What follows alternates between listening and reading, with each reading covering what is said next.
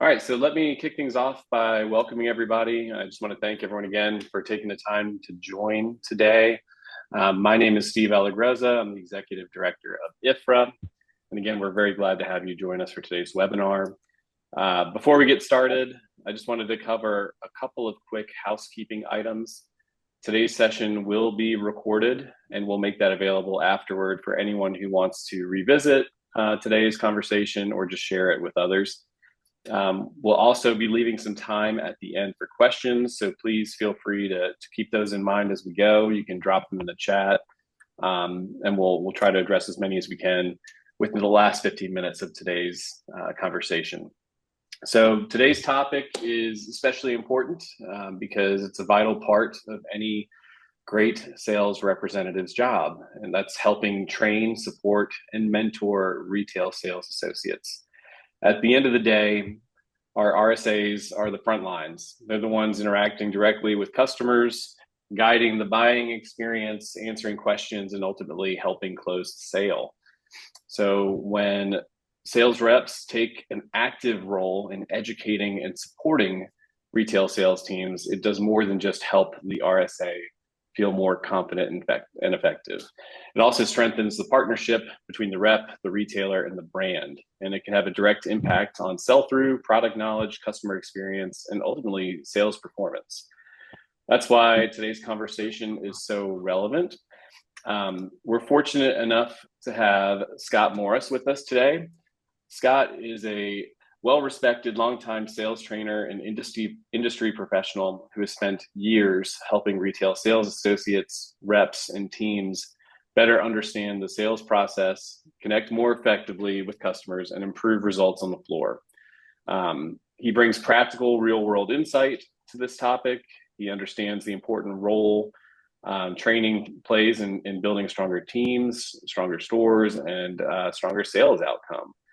So we're very excited to have him here with us today to share his perspective and his expertise with you. So Scott, let me say thank you again for joining us. I'm going to turn it over to you.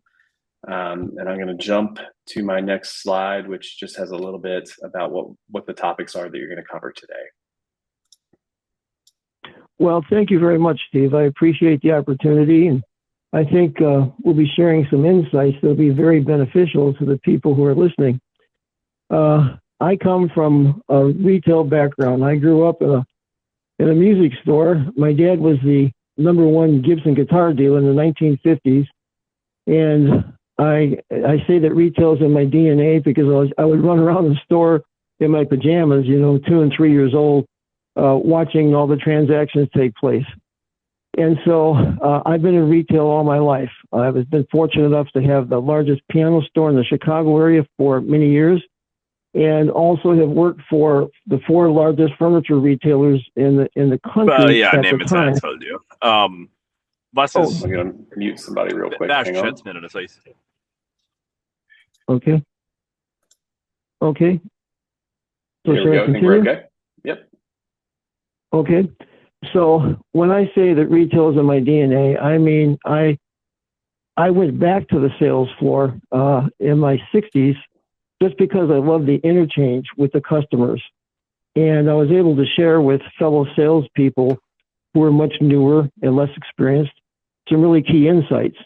And I made some videos that I think are going to be made available to you free through Steve. He's going to post it. And I encourage you to listen to them because they give you a lot of pointers about how to present living rooms, reclining, bedroom, and mattresses. So let me begin by saying you have 2 customers in every retail location besides the retail customer.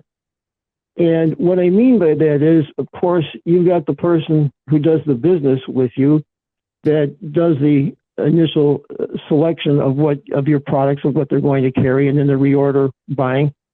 But then you also have the salespeople. And Steve kind of alluded to this in his introduction. The salespeople are the ones that move your product. They're the ones that give you the turn. And so your job is not done when you complete business in the office.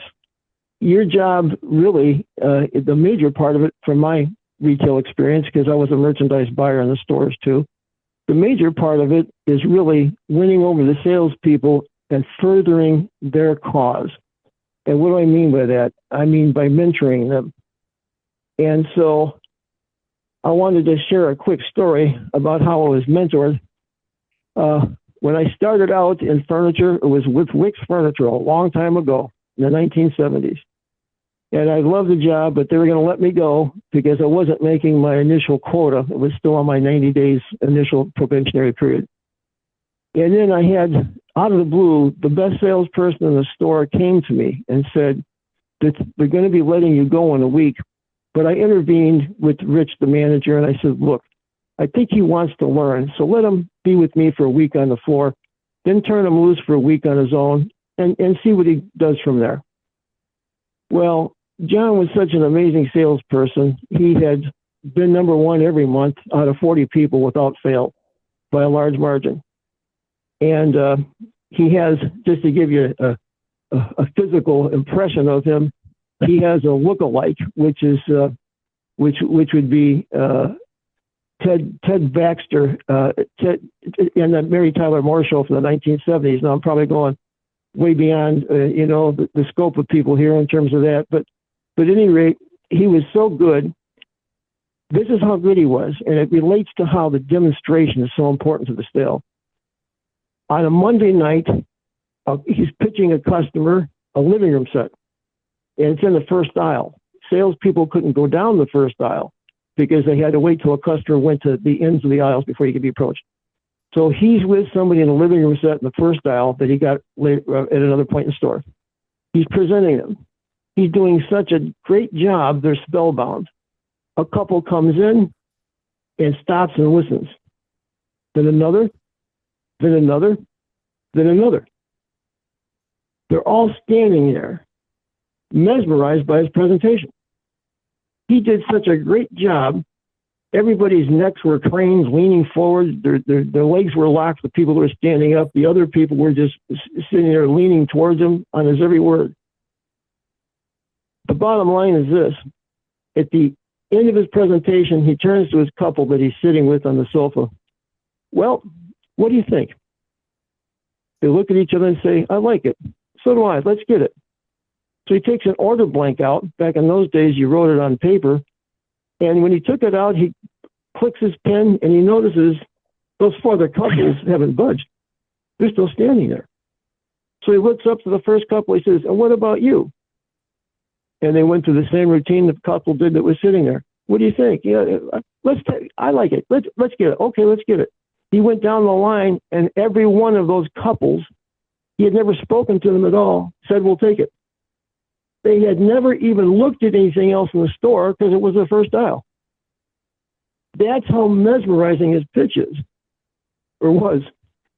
But what I would say to you is the merchandise presentation is the heart of the sale. Because if they haven't decided they like it so much they want to buy it, there's no sale. So there are a lot of parts of the sale, the introduction and finalizing it and everything else. But the heart of it is the presentation. So he was the one that trained me. He saved me from being fired. Well, I started to do well. And then as luck would have it, another person comes in and starts beating John. Now, if you look at the volume of those two people, I did a little search and equate it to today's dollars. John would have been doing about $3.5 million a year, working 40 hours a week. And then Solomon, the second one, came in, started doing $4 million a year, a 40-hour-a-week job, both in the same store. I call that a 1,000,000 to 1 shot because I think the chances are about 1 in hundreds or 1 in thousands that you get two people in stores like that. But they both took an interest in training me. And I thank God for it. I don't understand why, but it happened. So Solomon was a closer. He not only was a good presenter, but he would close everybody we turned over to him, and usually in 90 seconds or less. And so he eventually took me under his wings and told me all about the closing process and things like priming the customer before the close and so forth. So at any rate, those two people enabled me then to become the youngest store manager Wix had at the age of 25 and store manager of the year at the age of 26.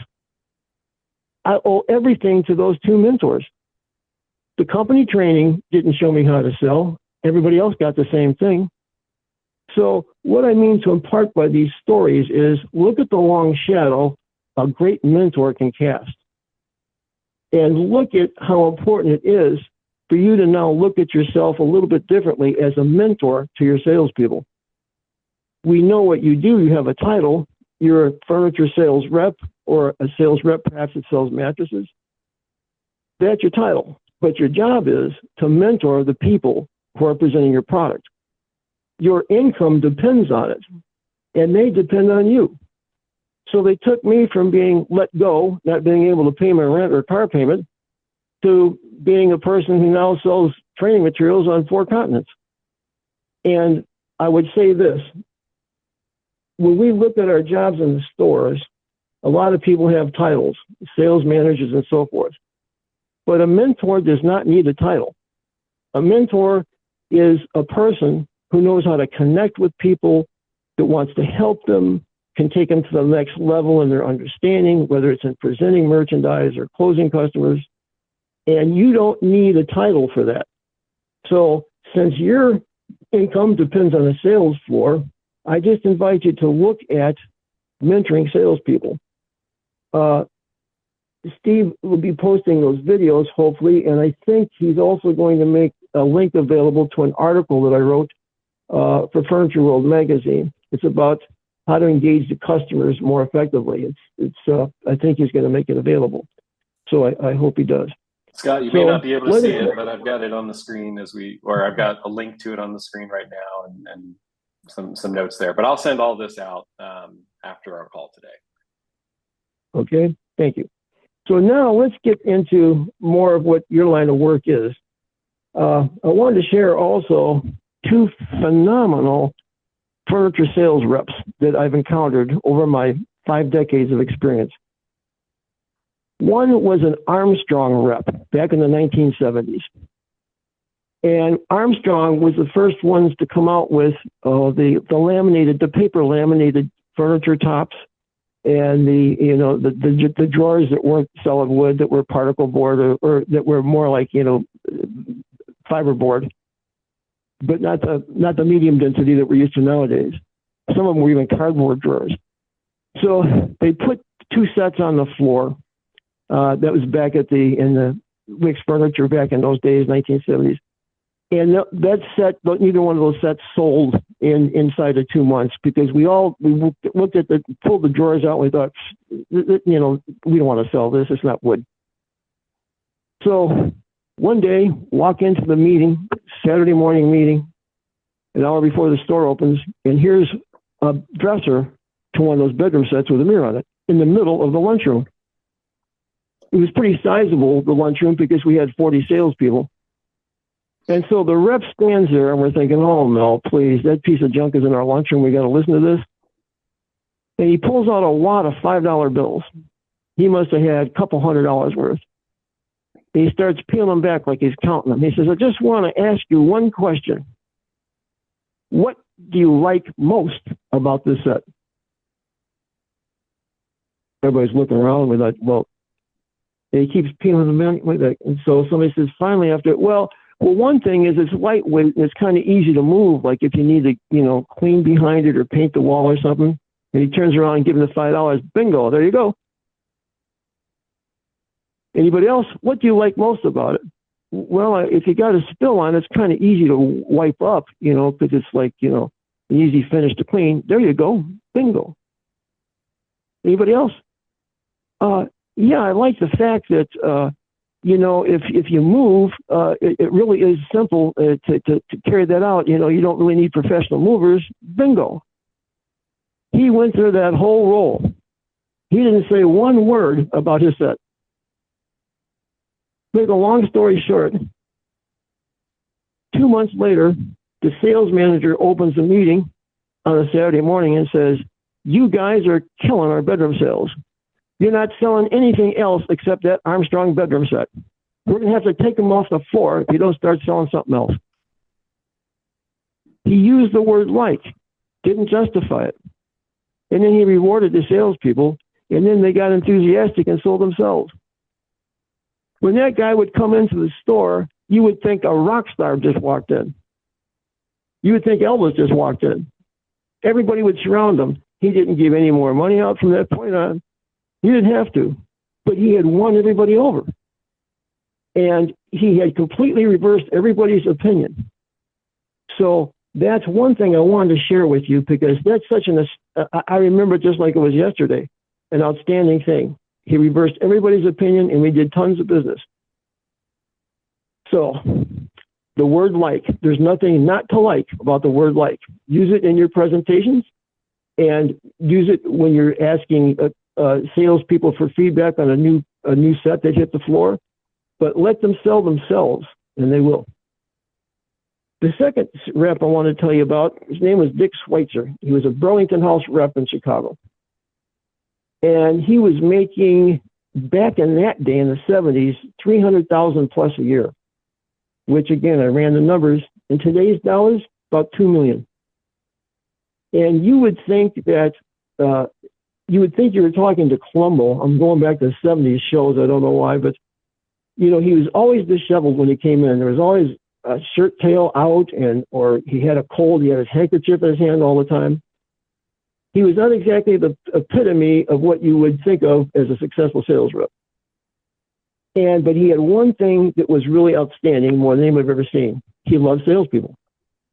When he came into the store, rather going in the office and talking about business, like, the reorder buying had to be done locally in each store at that point, he'd go straight back to the salespeople, kind of avoid the counter if he could, so nobody knew he was there, management didn't know. And he'd go in the back and he'd spend like 45 minutes with salespeople. And so he'd be saying, how you doing? Oh, what's your name? Mary.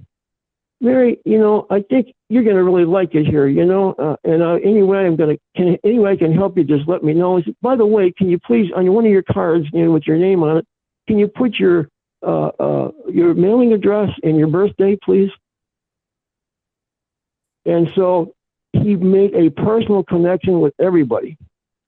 And he begrudgingly then went into the office to take care of business, because this is where he lived. He was a fanatic about salespeople. That's who he related to, and that's who he wanted to talk to.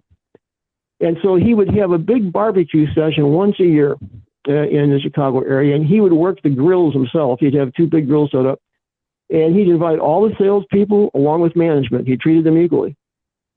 And he would also try to bring in minor things when you come in, a few pens, give out to people. But the main thing was maybe some smaller measuring tapes. But the main thing was the birthday cards and spending time with them and connecting personally. And so that was his claim to fame. And I've never seen anybody quite like him. But he actually loved to live on the floor and begrudgingly went in the office to take care of business and make money taking orders. So those 2 things I would like to impart to you. Some people might not be able to fit that into the way of doing business, but I thought after 50 years, and I'm talking to reps over the webinar, I gotta tell them the 2 reps that I remember the most, that impressed me the most. So now what we're going to do is we're going to change pace here a little bit. Furniture retail is now at a major crossroads, and you can do a lot to help. When I say that, I mean the nature of shoppers has changed. It used to be that people would go to their local furniture stores and be loyal to them. Let's be loyal to our local store, support the community. And they would be loyal to the salesperson that was waiting on them, who was the expert that they relied upon. But there's been a revolution, the smartphone revolution. And now when shoppers come in, they're armed with all sorts of information from the store's site and searching other sites. And when they come in, lots of times they are very dismissive of salespeople and are kind of rude lots of times when a salesperson just says hello. I would get this over and over in my last few years of selling. Hi, welcome. Look, we know what we're looking for. If we need you, we'll call you, and they'd hold their cell phone up. the smartphone, and then they walk down the aisle hurriedly. Then you try to reapproach them a little bit later, when they're at a set they like, and they do the same thing. They turn their back on you quickly when they saw you coming, and they huddle. They start taking pictures of the tag. They start taking pictures of the item. Then they didn't want to talk to you. Because what shoppers do now is they take that information, and with AI, they run it all over the internet. By punching in a few numbers, they can search through hundreds of sites. AI will do it to come up with that exact item and the prices from multiple locations. And also, it will put up items that are very similar to it. So shoppers, in many ways, have completely changed. They disregard salespeople to a large extent. And it doesn't mean that they won't buy something occasionally in the store, but the process of interacting with customers is different now. And what I would tell you is when people come in like that, there's very little you can do to break it down. At least that's what I thought. But I came up with a system to do that, which I won't get into now, but I just wanted to bring it to the smartphone revolution. So people are now loyal to their pocketbooks, not their local stores, and their experts are their smartphones, not salespeople. But salespeople that are properly trained have a wealth of information and can still win those people over if they know how to interact and engage with them properly. So it boils down to every word spoken by the salesperson. And that's where the training in our industry has been deficient for a long time, because the training has been based on the same old things: product knowledge, features, benefits, selling credit, selling protection plans, and a little bit of maybe decorating insights or interior design insights. However, they get all that on the internet now. So how are we going to survive? I am in the Chicago area, actually Northwest Indiana, and 3 major retailers have just closed their doors. One was in business for 97 years. It was an independent, very well-known location that did special custom ordering and interior design, and also carried window treatments and flooring in addition to furniture and mattresses. They closed their doors. I would go past them every day to school when I was young and look in the windows and thought, boy, selling furniture, it looks like it's a lot of fun. That may have been what caused me to go into furniture. But they closed their doors. And then there was a major retailer, the Room Place, 20-some locations in the Midwest, in business since 1910, closed up very recently, months ago. And then you probably have heard the news about Value City, 100-plus locations. They're now filing bankruptcy, and the few stores that are open are just going through the final stages of liquidation. Open for 80 years. Those retailers survived a lot. 2 of them survived the Great Depression. All of them survived, and 2 of them survived 2 world wars. And one survived the Second World, or opened, I guess, right after the Second World War. But what I'm trying to say is they survived COVID, all sorts of tidal waves economically that went through our economy. But what didn't they survive? They didn't really understand how the consumer has changed and how smartphones have enabled consumers to be their own self-styled experts. Now, that being said, there's a whole lot that salespeople have available to them to teach customers that they aren't getting anywhere and wouldn't get anywhere. And I'll give you just a couple things concerning that. Customer comes in one day, ladies to them working with, and she says, I'm here to look at sectionals. I want something in a light gray or maybe even a medium beige. Yes, ma'am. I've got a couple. Let's go take a look right over here. And so as we're walking, I'm saying, I just have one question for you. Do you like to rearrange your furniture a lot? Oh, yes, I do.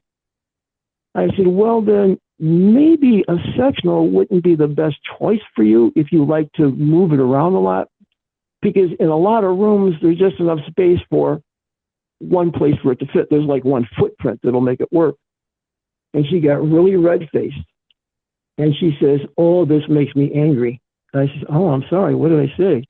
She says, you're the 5th place I've been to, and no one has told me that.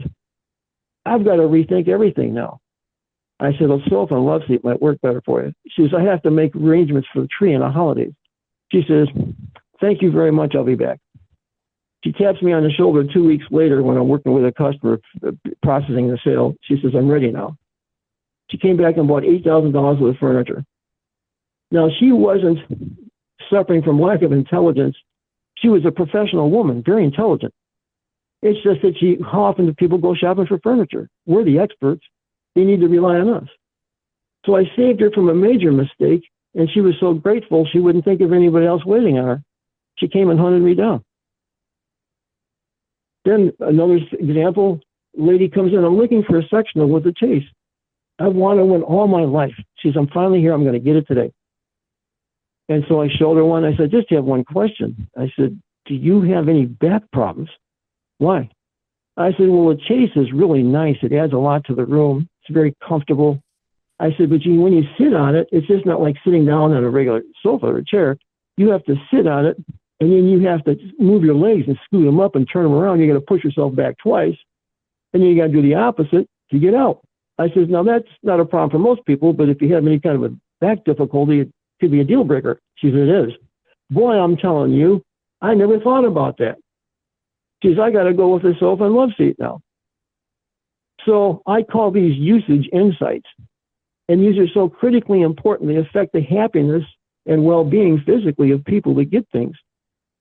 But this is not going to be in any kind of standard training anywhere. But that's the kind of help that you can be on the sales floor by imparting these when you're demonstrating your product to salespeople. Say, there's some caveats. Be honest with people.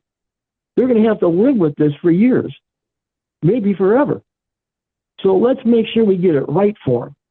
And, you know, the usage insights, I got training laminates that I've got all this stuff in. And I won't go into that now, but you would say, well, why aren't stores teaching people this kind of information? Well, we get into what we call a sales manager's paradox. And that is this. The people who are sales managers in the stores are never the best salespeople. They were promoted because they were reliable, good employees, but they weren't the top producers. Because a top producer would never think of giving up their job to go into management with all the pressure and hours and demands on much less pay. I know a person personally in Chicago that makes over $200,000 a year working for a major retailer. She certainly wouldn't think about going into management for 50 or 60 or whatever it might be, $70 with bonuses. So the paradox is sales managers are not capable trainers. They're not the best salespeople. They're great people, honest, dependable, loyal employees. But when you're talking about hiring salespeople and training them, you're talking about the person that's supposed to be giving them the skill set to succeed. So that's another reason why you have to be thinking about yourself as a mentor. And store sales turnover is due only to one thing: lack of proper training. In my 50 years of experience, I have never met a salesperson who ever left a job making $70,000 a year or more. It's a great job. You listen to music all day, usually, working with nice, beautiful furniture, working 40 hours a week with benefits. Sure, you have to work weekends, but you know you still get the evenings off. Then you get 2 days off during the week to do all your shopping and your doctoring and everything else. It's a great job. So when people say, you know, well, salespeople, they don't want to work. No, baloney. They're not making the money. No one showed them how to make the money to make the job attractive enough for them to lock into it. So the high turnover is due to lack of proper sales training in terms of the engagement and the interchange with customers. The kinds of things that was being taught by Solomon about closing, and about John about presenting, and about the things I'm sharing with you.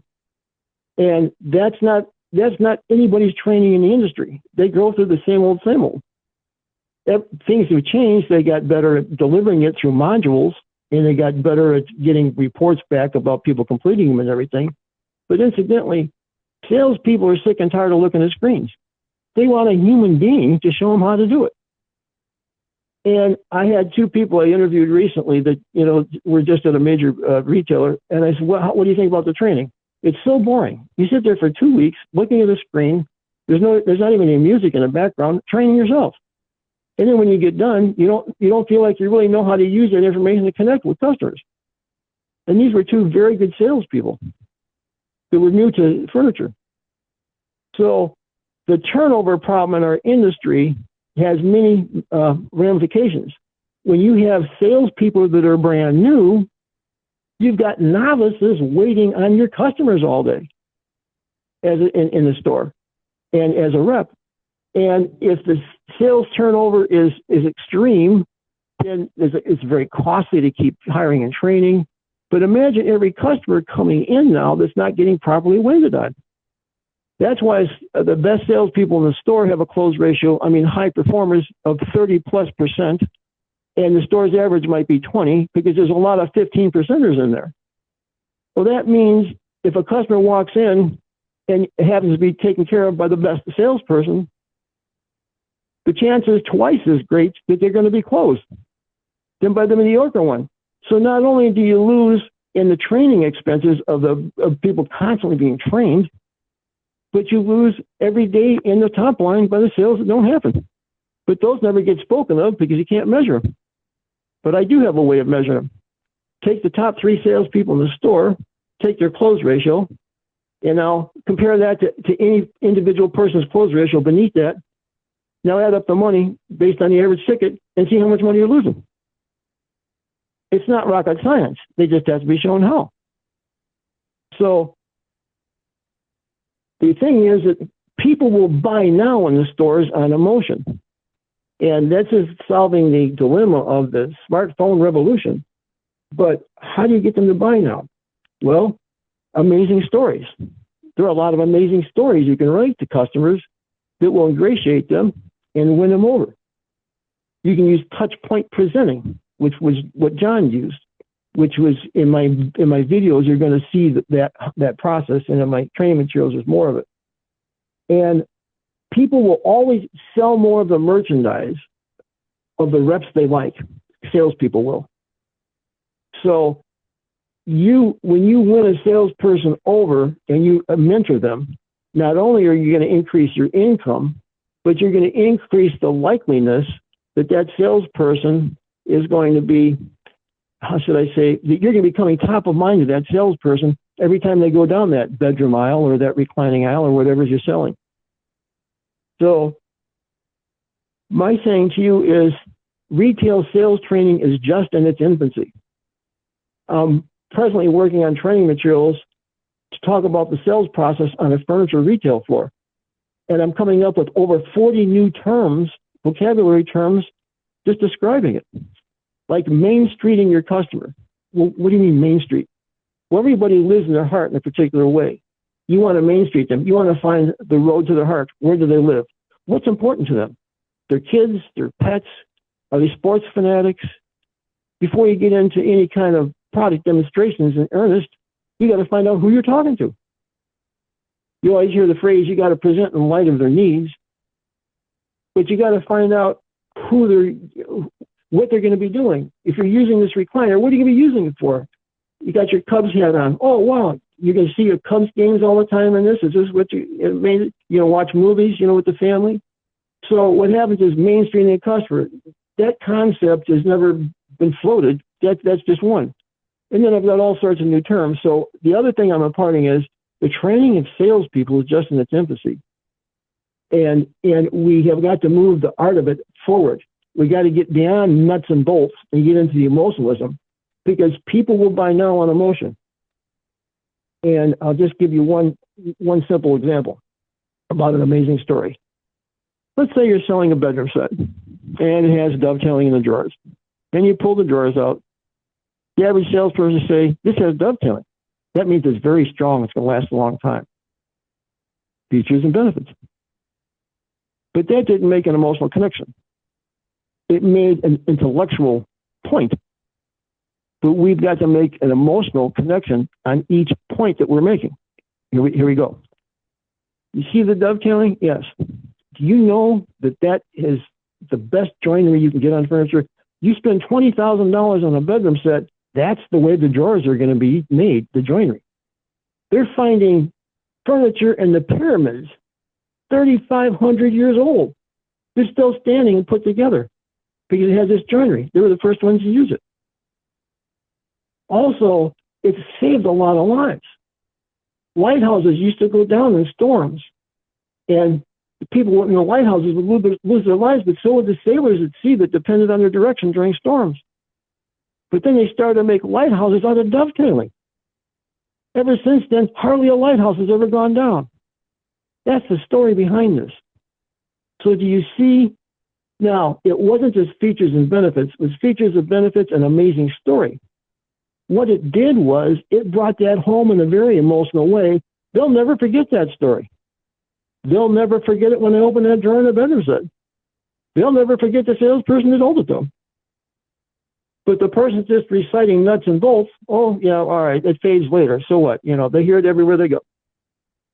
So that's what my whole song to you is. We got to increase the capability of salespeople. It's about the art of engagement and getting them to be bonding emotionally with customers in the store, and then they'll buy in the stores. Because are you going to turn your back on that salesperson now and go search for a phone and go buy it on the internet? Please. You've got a connectedness there. They're almost like family. Also, things that I teach people about super bonding phrases. That's another term I've got for vocabulary that I'm working on. Super bonding phrases. When customers come in, you know, you're just a salesperson if you're on the sales floor. But there's a way to break that down. You talk to them a little bit. I think you Main Street them. You say, you know, I like you guys. You guys are great. You know what I'm going to do? I'm going to treat you like family. I'm going to show you things no consumer knows. Here, let me show you. Let's come right over here. And then you give them a dovetailing story. So the first time I used that phrase, I'm going to treat you like family, I got the best review that I ever got, you know, when they left a review on the store site. And I thought, it's just a matter of making inroads in the customer's hearts. So when you build rapport with customers, you build lifetime customers. They don't want to go anywhere else. They like you. They like the interchange. They'll recommend people to you. And so I call it futurize. Another term I've come up with is futurize them.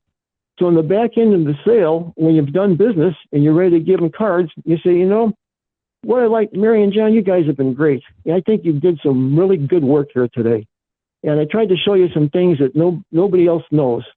And what did I let you down? Oh, no, let them be expressive. And I say, well, if you've got someone in your family that you'd like to have the same kind of treatment, I'm going to give you some cards, and you have them answer me and mention you, and I'll take good care of them just like I took good care of you. But you have them call me first so I can be aware that they're coming in. And so, how many cards would you like? You want them for your wallet? You want them for your purse? You want 3? You want 5? How many would you like? I call that futurizing the sale or the lockdown. So when you look at the process of the sale, they just teach the same old, same old. Oh, it's the greet, it's the qualify, it's the presentation, it's the close, it's the process. But everything in the sale has to have an emotional element. And that's why I came out of retirement to impart that. I felt like I've got to pay this forward because my mentors, and the videos that I made, the training videos, I was working for a retailer and I spent $500 of my own money to have a professional videographer come in to make each one of them. So it cost $2,000. But it was saving people's jobs. I call it the trail of tears. When a salesperson is walked out the door because they can't cut the mustard, they've been let go, they often have tears in their eyes. They can't pay their car payments. Maybe they can't make their rent. They don't know what to do. They gave it their best. based on what they knew to do. And they got to go home and talk to the significant other and tell them the bad news. I thought, I can't handle this anymore. Thereby, to the grace of God, go I. I had a mentor, but I've got so much to teach them what I do. So I did the videos. And then they turned around and posted the videos free because I feel like people need this training. They need to have the understanding that they're not getting. And the industry is slow to open their eyes. When you talk to a person at a company that's major, they all say, we do our own training. Yeah, and I got news for you. You know the 3 businesses I told you about? I approached all of them a couple of years ago, and that's exactly what they told me. We do our own training. Well, you don't even get a chance to tell the story. So I'm going to just conclude with saying this. There are a lot of helpful tools concerning training of salespeople, and I think that Ray indicated, that Steve indicated that he's going to be putting that up on the too. I would just encourage you to go in there in the site and look around. And even if you don't get any of them, there's a lot of free training resources at the bottom. And all my Furniture World articles, there's a link to them at the bottom that's free. And I start the site out with like 16 things that people don't even get trained on that are major. So it'll open your eyes more. And then I try to make the items so inexpensive that they're irresistible. I'm not trying to make a big dollar off this. I'm trying to, pay for my materials and my time, but I'm trying to make it openly available. So I would like to just invite you to visit the site and text me or email me or call or whatever you want to do if you have any further questions, because I think we're at a critical stage here. If we don't turn this thing around in the stores and make the store experience relative to customers again and much more enjoyable, I think we're going to see more people close up. And a lot of people are saying, well, we have an increase in business because these stores are closing down. They got to go somewhere. And so not all their previous customers are buying on the net. So what happens is each year the internet sales get to be progressively more and more. And it's like it's choking retail off. And what I'm telling you about customers, you know that they can do that on their phones. And they can also get all sorts of information about, AI, 10 small room decorating tips, or AI, what are some tips in buying living room furniture? So do you see? And they're also, a lot of these stores are saying, we're going to put AI into the stores so that people have it on their tablets. Are you kidding me? They can do anything. You're going to show your customers, just ask AI, and you don't even need me any further. No, what they're missing is the human element, and we're all social animals. So if you can resurrect the human element, make that important again, then we got a chance. And my saying to you is, count me as a partner. Any way I can help you, just let me know. And but please visit the site to see the free materials at the bottom. I got free handouts, 7 of them, I think. And in the comments of salespeople that looked at my videos and it helped them, they're down there, testimonials too. So I think I've pretty much worn you guys out. And I don't know if there's any questions, but I want to open it up to make sure there's time for questions. Would that be okay with you, Steve?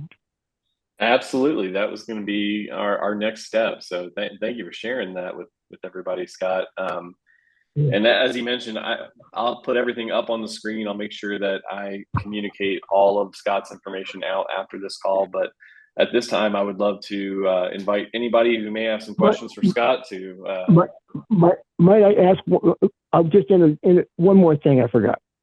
I recently designed a furniture reps success and sales training that all their stores truly need. They're laminates. There's 6 laminates to talk about these extra things that will help salespeople. And they might want to look at that when they go on the site and study it a little bit. And I don't know if you have a link to that, but at any rate, I forgot to mention it. I designed it especially for sales reps to help their salespeople. And so, okay, I've got my 2 cents in. Thank you. Yep, of course. And I've got that actually on the screen, that PDF that you had shared with me. And I know you guys can't, this is not interactive, so you can't click on these links, but I'll make sure I've got everything shared and Wonderful. communicated out with everybody. Well, it's been great. I really appreciate the opportunity. Your organization is well known and certainly serves a big purpose. And I know several people in it. Brent Jones has been a great help to me through the years, and Jeff Weed, he's a fantastic presenter. And so I just wanted to mention those two because they stand out as people that are part of the association that really are top notch. Oh, absolutely. Yeah. Well, we're very fortunate to have the best of the best in the group.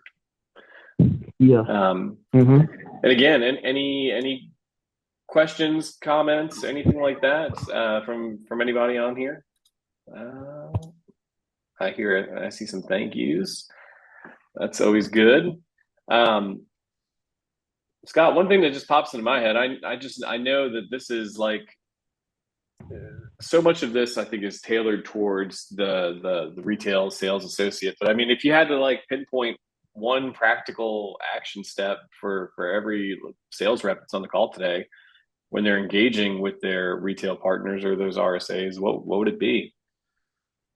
Yeah, I would ask a question to individually to salespeople, and that is, where do you think you need help? Depending on what product category you're representing. I said, where do you think you need help in presenting bedroom sets? Or the thing about bedroom sets is you've got mattresses associated with it, which is a separate sale on its own. So it's a tricky turnaround. So if you're a mattress rep, you got to be talking to people about bedroom sets and when they're going to transition into mattresses, and vice versa. You got to be talking about mattress people. You got to cover both bases because the most typical sale in retail is a high-end bedroom set and a high-end mattress. Because if you're not careful, you won't get the second sale. So what I mean to answer your question is ask them, what seems to be the most difficult part of the selling process for you? What seems to be the thing you'd like to know more about, concerning my items? And I did have just one, talking about these things reminding me of something else. Reps can also think outside the box a little bit. If you see a mattress store and you happen to be a case good rep, you're certainly entitled to go into that mattress store and say, look, it's all about return per square foot. Ever consider putting a couple nightstands between your mattresses? You've got to have that space available anyway between the beds for people to try them out. Why don't you stick a couple nightstands in there and just see what happens? We'll get some pictures for you, a catalog or something, so that you can. There's a retailer in Texas that told me about this. He said when his wife opened the store and decided to do this, it exploded sales after the store had been open for a long time. So you can think outside the box. So if you're selling case goods, you can go into mattress stores. Also, if you're selling recliners, you can do the same thing. Because when people are buying a mattress, it's about creature comforts. Why not suggest you have a nice recliner there, right? Maybe either in the mattress shop or where they're processing the business after the sale, and tell the people, kick back and relax. For another $20 a month, we can put this on. So, and the other thing is, if you're trying to open up an account as a rep and you're having problems doing it because people just, they don't have the floor space, or they just won't give you the time of day that you need, you suggest, well, how about if we put our products up on your website? And there'd be a nice little income stream for you, and you don't have to have any investment on the floor. You're not giving up any space. So, but it could be a nice little income stream. So those are some tips for reps that might be thinking outside the box, that who knows, if you get a couple of those to materialize, it could become a nice channel for you, for repeat business. So I was going to bring that up and I forgot, but when we started talking about, what reps can do, where do you need to improve your pitch? It's all about the pitch. It's presentation moxie, I guess you'd call it. And, what you can help them improve their presentation, but lots of times they're afraid to voice that they don't know something. So if you pull it out of them, let's go spend some time by the new living room set that just came in. Where do you feel like you need a little extra help or direction here in terms of how to present this effectively? That's, sure. I think, the best way to help them. Yeah. Okay. Fantastic. I'll give everyone just another minute to see if anyone has any questions they'd like to share or ask, and then we'll call it a day.